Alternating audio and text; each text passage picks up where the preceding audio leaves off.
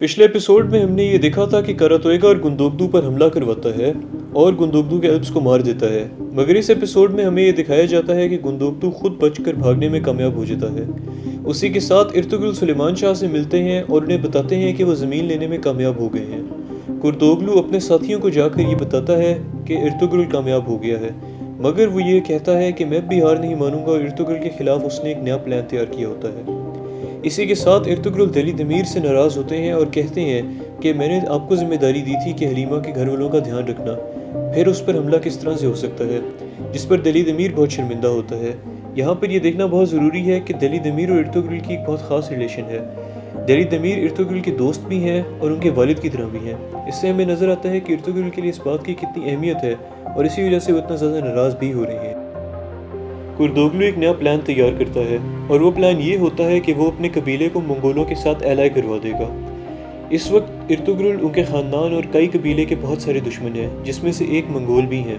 आप देखेंगे कि सीज़न 2 में मंगोलों की अहमियत बहुत ज़्यादा बढ़ जाएगी और इर्तुगरुल के मेन दुश्मन मंगोल बन जाएंगे। चंगेज़ खान के बेटे हुकूमत कर रहे होते हैं और उनका ये गोल होता है कि वो इस इलाके को, टर्की और अनातोलिया के इलाके को अपनी हुकूमत में ले आएँ, और वो करने के लिए उन्हें कई ट्राइब को भी अपने कब्ज़े में लाना होगा और इस तरह के और बहुत सारे कबीले को अपने कब्ज़े में लाना होगा। कुर्दोगलू का ये प्लान होता है कि वो मंगोलों से दुश्मनी करने के बजाय उनका एक तरह से गुलाम बन जाएगा। जिस तरह इर्तुगरुल अमीर ऑफ अलेप्पो के पास गए थे, इसी तरह वो मंगोलों के पास जाएगा और उनसे कहेगा कि हम आपके दोस्त बनने के लिए तैयार हैं। मगर ये ज़्यादा अच्छा आइडिया नहीं है। उसकी वजह यह है कि मंगोल इंतहाई ज़ालिम लोग होते हैं।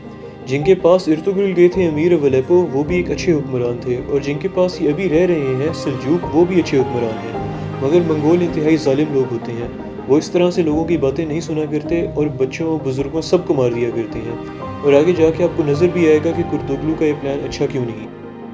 करातोएगार के सिपाही गुंदोकदू को पकड़ लेते हैं और गुंदोकदू को वापस करातोएगार के पास ले जाते हैं।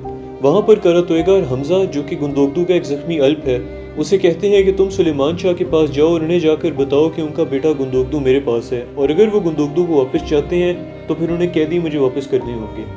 वहाँ पर कबीले में कबीले की मीटिंग शुरू होती है, जिसमें इर्तुगरुल बताते हैं कि वो ज़मीन लेने में कामयाब हो गए हैं। तभी कुर्दोगलू के सपोर्टर्स इर्तुगरुल से कहते हैं कि तुमने ऐसी जगह पर ज़मीन ली है जहाँ पर हम और हमारे बच्चे मारे जाएंगे, हम वहाँ क्यों जाएं, जबकि वहाँ पर तो इतना ज़्यादा ख़तरा है। इस पर दिली दमीर और इर्तुगरुल से कहते हैं कि कुछ पाने के लिए कुछ खोना पड़ता है, और हम लोग शहादत से कब से डरने लगे? क्या हम मर्द नहीं हैं, हम दिलेर नहीं हैं? हमारे बुजुर्ग शहादतों से कब डरे हैं? और अगर हम चाहते हैं कि हमें एक अच्छी ज़मीन मिले, हम एक अच्छा मुस्तकबिल बना पाएँ, तो उसके लिए हमें कुर्बानी देनी होगी। फिर सुलेमान शाह खुद कुर्दोगलू से पूछते हैं कि तुम्हारी क्या राय है, जिस पर कुर्दोगलू ये कहता है कि इर्तुगरुल ठीक कह रहे हैं। देखें, यहाँ पर हमें नज़र आता है कि कुर्दोगलू खुद कितना चालाक आदमी है। उसने मीटिंग में इर्तुगरुल के खिलाफ अपने बंदों से बुलवाया ताकि उस पर खुद प्रेशर ना आए और वो खुद कहीं मसले में ना फंस जाए।